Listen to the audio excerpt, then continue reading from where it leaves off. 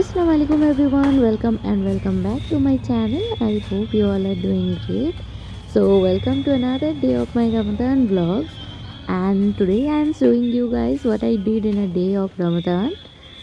I know সবাই বানাই what I wear in a day, what I eat in a day, but আমি বানাবো what I did in a day, because এই রোজা মাসে দিনের বেলায় খাওয়া দাওয়ার তো কোনো প্রশ্নই ওঠে না।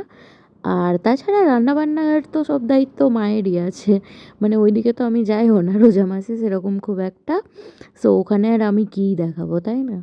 আর তাছাড়া যেহেতু আমার চ্যানেলটা মেনলি হচ্ছে আমার ডেইলি লাইফের, আর আমার ডেইলি লাইফের একটা বড় অংশই হলো ক্রাফটিং। আমার মাথায় যে আইডিয়াটা যখন আসে টাইম পেলে আমি ওটা নিয়েই বসে পড়ি।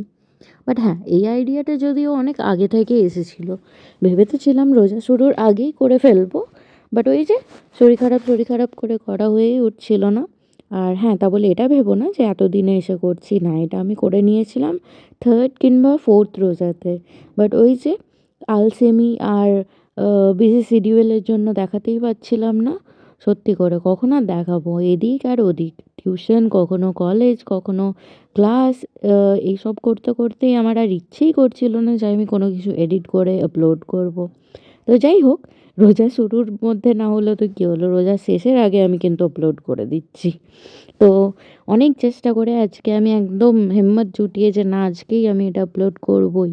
তো রোজার শুরুর দিকের ব্লগস আমি রোজার শেষের দিকে আপলোড করছি।